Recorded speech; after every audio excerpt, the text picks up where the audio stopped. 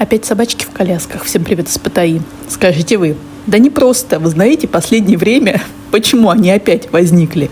Я стала наблюдать просто очень много многодетных.